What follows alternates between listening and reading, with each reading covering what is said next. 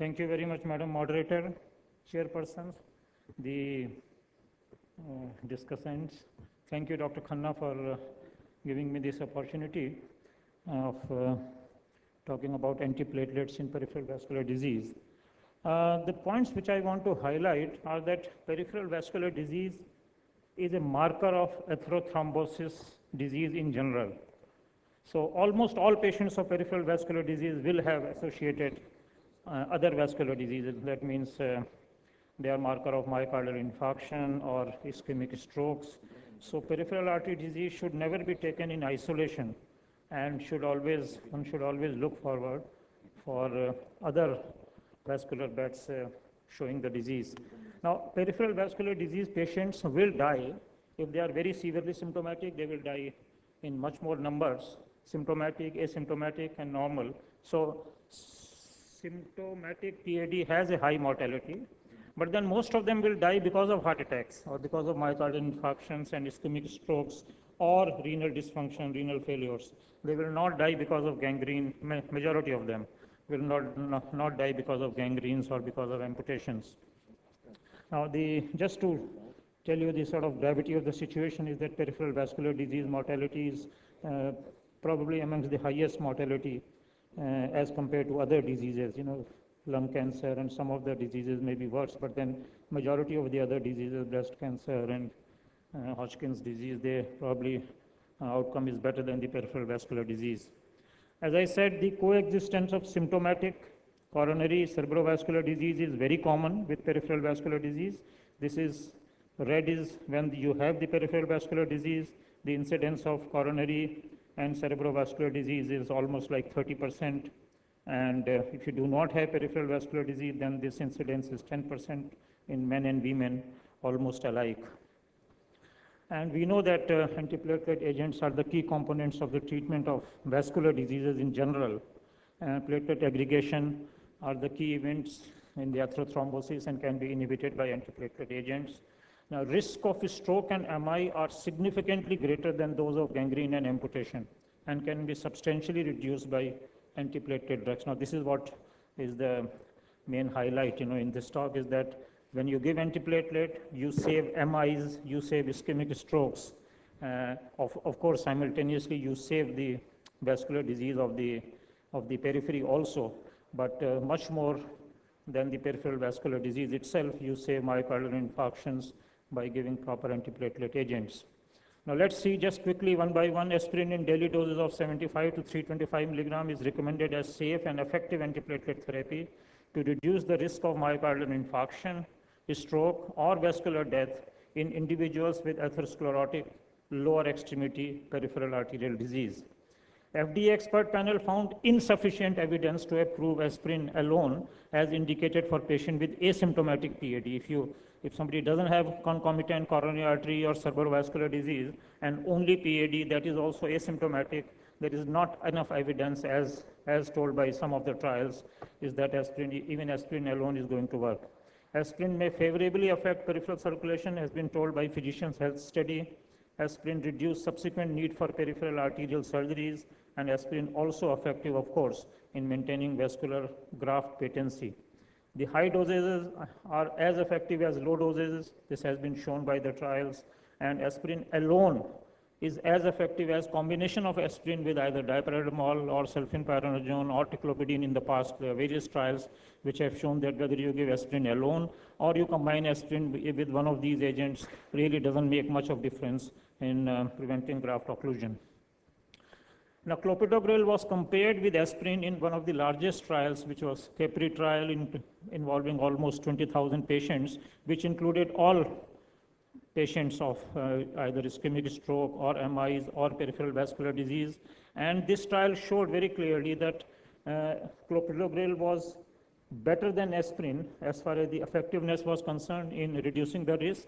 Not only that it was more effective, it had reduced the coronary outcomes and the cerebrovascular outcomes much better than the aspirin.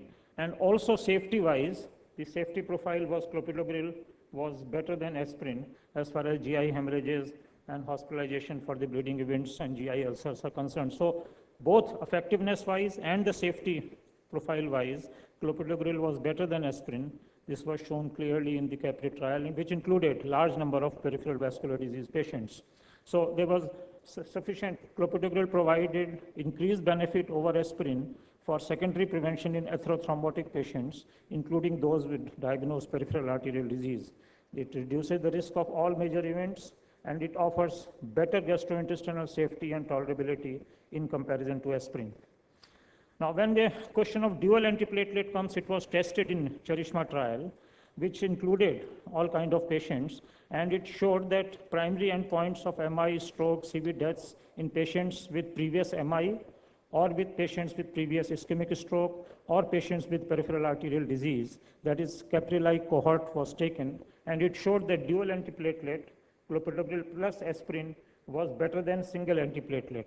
Now, for the discussion sake, the whole data was split, and it was found that those patients who are not proven to have coronary or cerebrovascular disease or peripheral vascular disease, they only had multiple risk factors. The combination of aspirin and clopidogrel was not better than the single antiplatelet. It was only if you have coronary or cerebrovascular or peripheral arterial disease there, then only the dual antiplatelet is better than the single antiplatelet. So the conclusion was that you have to draw distinction between two different groups. One is in patients of multiple risk factors without clearly documented vascular disease, dual antiplatelet therapy was not beneficial. In fact, there was an excess in CV mortality, as we have seen in the previous slide. This thing goes on the other side. So there was an increase in the CV mortality with dual antiplatelet, as well as there was an increase in the bleeding. So if you do not have documented vascular disease, and if you only have multiple risk factors, dual antiplatelets should not be used. Whereas in the other group, in patients with documented cardiovascular disease, that is either CAD or cerebrovascular or peripheral arterial disease, long-term clopidogrel plus aspirin resulted in significant risk reduction of MI, stroke, and CV deaths with no significant increase in severe bleeding compared to ASA alone. So that Capri-like cohort tested in Charishma showed that dual antiplatelet may be better than single antiplatelet. Now, just a brief word about cilostazol. It was approved in 1999 for claudication. This is actually not a true antiplatelet drug, but it has a significant antiplatelet property, and it inhibits phosphodiesterase type 3, increases intracellular concentration of cyclic AMP. It inhibits platelet aggregation, formation of arterial thrombi, vascular smooth muscle proliferation, and is a vasodilator. It has extensive hepatic metabolism through CYP3A4 enzymes, and all the drugs that inhibit this enzyme actually may increase the serum cilostazol concentration. There are 4 randomized trials shown that it improved both pain-free walk as well as the walk distance compared with the placebo in peripheral vascular disease patients. There are 3 randomized trials which showed that physical functioning and the quality of life increased with these peripheral vascular patients. It causes small increase in the ankle brachial index and small increase in the serum HDL concentration. The side effects include headache, quite common, transient diarrhea, palpitation, and dizziness. It can be administered with aspirin, but there is no data on safety of co-administration with cilostazol and clopidogrel. So cilostazol should not be given to the patients of claudication who have congestive heart failure. It is contraindicated in patients of congestive heart failure. So let's just briefly look at the final recommendations of antiplatelet therapy for vascular prevention in patients with peripheral arterial disease. For patients with asymptomatic peripheral disease with ankle brachial index less than 0.1, low-dose aspirin may be considered for those at high risk because of associated risk factors in the absence of risk factors for bleeding. For patients with symptomatic PAD without overt CAD or cerebrovascular disease, low-dose aspirin is recommended providing the risk for bleeding is low. The choice of drug may depend on the patient preference, whether you want to use aspirin or clopidogrel.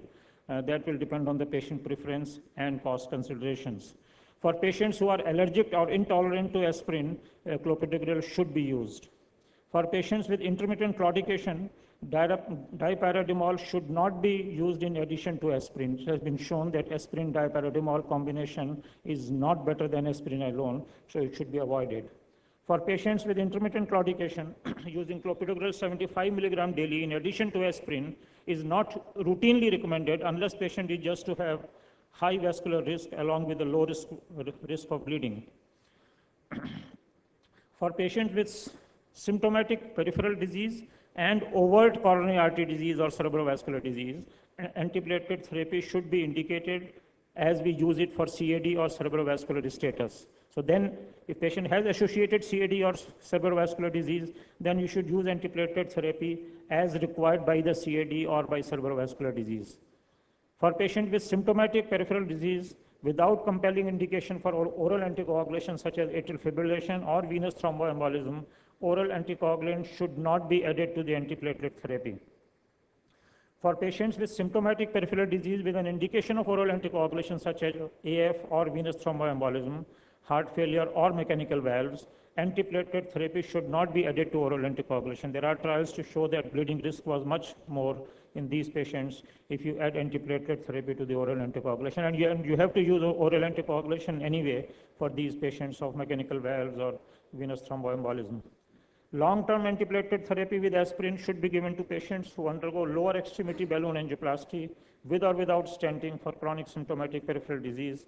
Anticoagulation with heparin or vitamin K antagonist should be avoided in these settings. For all infrainguinal reconstructions, low-dose aspirin should be given.